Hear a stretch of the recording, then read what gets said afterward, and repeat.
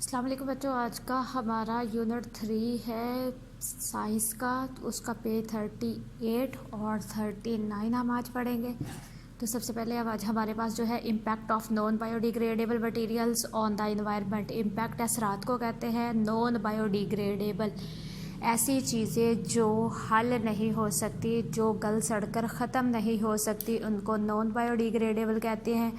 ठीक है, on the environment, माहौल में, यानी वो चीज़ें जो गल सड़कर माहौल में से ख़त्म नहीं हो सकती, हमारे इन्वायरमेंट में से ख़त्म नहीं होती, उनको हम नॉन बायोडिग्रेडेबल कहते हैं। तो नॉन बायोडिग्रेडेबल वेस्ट वो चीज़ें जो गल सड़कर ख़त्म नहीं होती, नेवर डिकम्पोज, वो नेवर कभी भी डिकम्पोज गलती सड़ती नहीं है, एंड रिमेन और बाकी रहती हैं एज पोलूटेंट। ठीक है, गंदगी के तौर पर हमेशा बाकी रहती हैं। नॉन बायोडिग्रेडेबल पेस्टिसाइड वो चीज़ें जो पेस्टिसाइड की हैं, यानी कीड़े मार अद्वियात वगैरह, एंड अदर टॉक्सिक केमिकल और दूसरे जहरीले केमिकल में काज डिजीज़ जो बीमारियों का बायस बनते हैं इन एनिमल एंड प्लांट। ठीक है, पौधों में और जानवरों में ऐसे कीड़े मार अद्वियात और जहरीले केमिकल, ठीक है, जो बीमारियों का बायस बनते हैं इंसान जानवरों में और पौधों में, नॉन बायोडिग्रेडेबल होते हैं।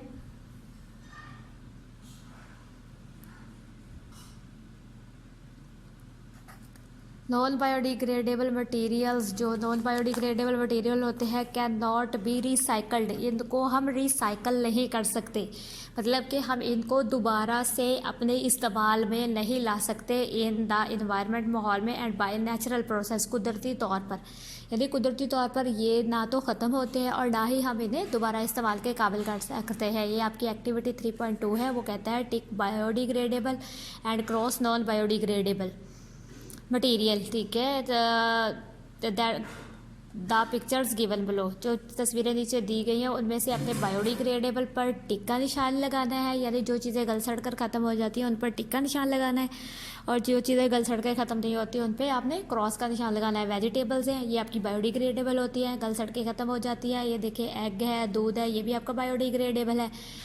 टिन आपके नॉन बायोडिग्रेडेबल है। ठीक है, ये गल सड़ कर ख़त्म नहीं हो सकते, और याद रखिएगा ये टिन्स जो है इनको हम रिसाइकल भी नहीं कर सकते। उसके बाद जो है ब्रेड है, ये भी बायोडिग्रेडेबल है।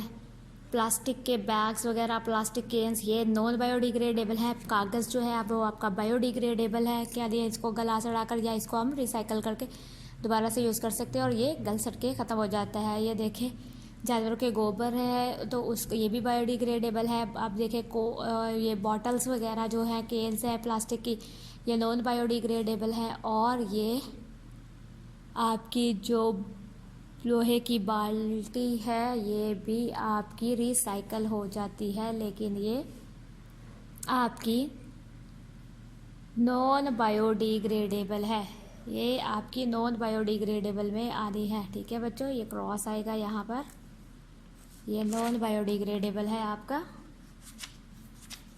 ठीक है, लोहा कभी भी गल सड़ के ख़त्म नहीं होता, इसलिए ये आपका नॉन बायोडिग्रेडेबल है। वेज अब है तरीके टू रिड्यूस, कम करने के द इम्पैक्ट ऑफ, असरात को of non biodegradable material. Non biodegradable material के जो असरात हैं उनको किस तरह से कम किया जा सकता है, अब हम उसके बारे में पढ़ेंगे। द 3R स्ट्रेटजी, 3R की जो स्ट्रेटजी है, जो हिकमत अमली है या तदबीर है, रिड्यूस कम करना, रीयूज़ बार बार इस्तेमाल करना, एंड रिसाइकल दोबारा से इस्तेमाल में लाना, यानी पुरानी चीज़ों को दोबारा से इस्तेमाल में लाना। इज़ एन ईजी वे, ये एक बहुत ही आसान तरीका है टू कंट्रोल पोल्यूशन को काबू करने का।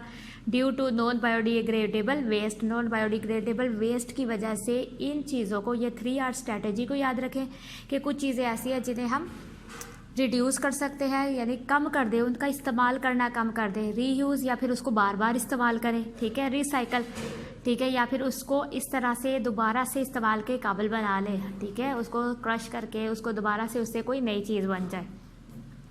रिड्यूस है कम करना, we must reduce the use of natural resources, हमें जो है कुदरती रिसोर्सेज को इस्तेमाल करना वही बस टू रिड्यूस, हमें कम करना चाहिए द यूज़ ऑफ, इस्तेमाल नेचुरल रिसोर्सेज, कुदरती रिसोर्सेज का, टू प्रोड्यूस प्लास्टिक आइटम, ठीक है। प्लास्टिक की चीज़ों को बनाने के लिए जो कुदरती ज़राए इस्तेमाल होते हैं हम उनको कम से कम यूज़ करें। एंड अदर नॉन बायोडिग्रेडेबल, और दूसरे जो नॉन बायोडिग्रेडेबल मटेरियल्स हैं उनका भी इस्तेमाल कम से कम करें।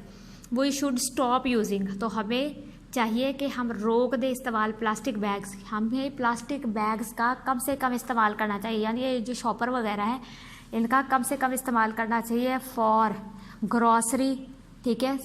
ग्रॉसरी के लिए, सौदा सलफ लाने के लिए, यानी जो सौदा हम लाते हैं ज़रूरी नहीं है कि वो हर बार शॉपरों में ही आए, प्लास्टिक बैग्स के ही अंदर आए, ठीक है। हम कागज़ के वो भी यूज़ कर सकते हैं, थैले, कपड़े के थैले भी यूज़ कर सकते हैं। स्नैक्स, हल्की फुल्की गुज़ाएँ जैसे सैंडविच वगैरह हो गया, ठीक है, नमकीन चीज़ें एंड सैंडविचेस, ठीक है, ये सारी चीज़ें इनका हम कम से कम इस्तेमाल करें।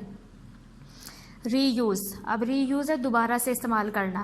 द थिंग्स, वो चीज़ें which are made of non biodegradable, वो चीज़ें जो नॉन बायोडिग्रेडेबल मटेरियल से बनी होती हैं, should be use again and again, उनको बार बार इस्तेमाल किया जाए। For previous purpose, various purpose के लिए, ठीक है, मुख्तलिफ मकासद के लिए उन्हें बार बार इस्तेमाल किया जाए। इंस्टेड ऑफ थ्रोइंग दैम, इसकी बजाय कि उसे उन्हें फेंक दिया जाए। टू इंक्रीज़ पोल्यूशन, जिससे वो पोल्यूशन का बाइस बने। मतलब अगर फ़र्ज़ करें प्लास्टिक की बॉटल्स हैं, अब एक बार बॉटल लेकर यूज़ करके उसको फेंके मत, बल्कि उसको धो के, उसको वॉश करके उसको दोबारा से बार बार इस्तेमाल कर लें। जैसे कि आप कोक की बॉटल लेते हो, ठीक है, 7 अप की लेते हो, तो आप इसको धोकर इसमें पानी डालकर बार बार इस्तेमाल कर सकते हो, ठीक है। ये इसको ज़रूरी नहीं कि हम एक बार लेकर यूज़ करके और उसको फेंक दें।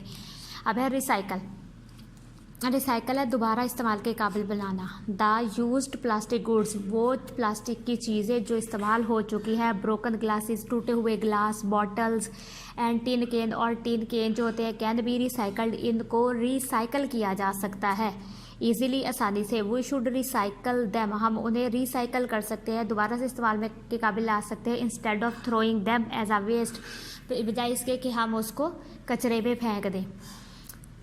तो टिन के कैन, ठीक है, इन्हें रिसाइकल किया जा सकता है। शीशे के ग्लास, बॉटल्स जो टूटे हुए हो उनको दोबारा से रिसाइकल किया जा सकता है। प्लास्टिक की चीज़ें जो टूट जाती हैं, देखिए जब वो रद्दी में या ले जाते हैं तो वो उसको रिसाइकल करके दोबारा से नई चीज़ें बना देते हैं।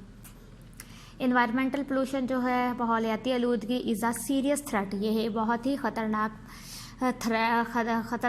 बीमारी, ख़तरा है टू लाइफ, ज़िंदगी के लिए, ठीक है ना, ये बहुत ही संजीदा ख़तरा है ज़िंदगी के लिए। And we must share our responsibility, तो हमें चाहिए कि हम शेयर करें अपनी जिम्मेदारियों को, to make our environment pollution free, ताकि हम अपने माहौल को आलूदगी से आज़ाद करवाएं। हमें अपनी जिम्मेदारियों को खुद पूरा करना है, ये नहीं कि दूसरा कहेगा तो हम करेंगे, ठीक है। वी हैव लर्नड, हमें सीखना चाहिए मैनी वेज, बहुत सारे तरीक़ों को, टू रिड्यूस पोल्यूशन को कम करने के लिए हमें बहुत सारे तरीक़ों को सीखना चाहिए। हाउएवर ताहम you can conduct the following activity, वो कहता है आप एक कोई एक्टिविटी को कंडक्ट करें, उसका बंदोबस्त करें under the guidance of teacher, आप अपने टीचर की गाइडेंस में आप एक्टिविटीज़ को कंडक्ट कर सकते हैं। सबसे पहले वो कहता है क्रिएट अवेयरनेस दिलाएं इन योर कम्युनिटी, अपने मुआशरे में, अबाउट इन्वायरमेंटल पोल्यूशन। सबसे पहले तो आप अपने माहौल में, अपने इर्द गिर्द के लोगों को बताएं कि इन्वायरमेंटल पोल्यूशन होता क्या है, इफ़ेक्ट ऑफ पोल्यूशन, उसके असरात बताएं, and minimising pollution through seminars, और कम से कम करने की कोशिश करें आलूदगी को सेमिनार्स के ज़रिए से, यानी लोगों को इकट्ठा करके उनको इसके बारे में बताएं। बैनर्स लगाएं जिस पर लिखे कि पोल्यूशन किस किस वजह से फैलता है, एंड म्यूचुअल डिस्कशन, या फिर आपस में गुफ्तगू करें लोगों के घरों में जाकर, लोगों से ग्रुप बनाकर, ताकि उन्हें पता चले कि पोल्यूशन किस किस चीज़ से फैलता है, किस किस चीज़, ठीक है। उसके बाद है develop an approach in your community, और आप अपने इर्द गिर्द के माहौल में, अपने माशरे में अप्रोच पैदा करें टू रिड्यूस, कम करने की, यूजिंग द प्लास्टिक बैग, के वो कम से कम प्लास्टिक बैग्स को इस्तेमाल करें, प्लास्टिक बॉटल्स को ड्रिंक पीने के लिए, तो सब ठीक है। अब वो कहते हैं अपने इर्द गिर्द के लोगों को भी बताएं कि जितना आप प्लास्टिक बैग्स को कम इस्तेमाल करेंगे उतनी ही आलूदगी कम होगी। Plant trees specially along road side, और ज़्यादा से ज़्यादा पौधे लगाएं दरख्तों के साथ साथ, अपने पौधे ज़्यादा से ज़्यादा दरख्त लगाएं अपने सड़कों के साथ साथ, ठीक है। तो सड़कों के साथ साथ ज़्यादा से ज़्यादा पौधे लगाएं। एजुकेट पीपल, लोगों को तालीम दें। Not to throw their domestic rubbish, कि वो अपने घरों का कूड़ा जो है मत फेंके। एंड अदर सॉलिड वेस्ट, और दूसरी ठोस चीज़ें इन द स्ट्रीट्स, गलियों में, कि वो गलियों में अपने घरों का कूड़ा और दूसरी सॉलिड चीज़ें मत फेंके। ओपन प्लेसेस, खुली जगहों पर, और ड्रेनिंग सिस्टम, या फिर ड्रेनिंग सिस्टम को भी, जो पानी का सिस्टम है वो भी गलियों में मत निकालें, ठीक है। तो इस तरह से आप अपने माहौल को, अपने इर्द गिर्द के एनवायरनमेंट को वो कम कर सकते हो। अब ठीक है, अब आपकी एक्टिविटी है लुक एट द पिक्चर। वो कहता है तस्वीर को देखें and right on them the numbers 1 2 3 और 4, के 1 2 3 और 4 लिखें।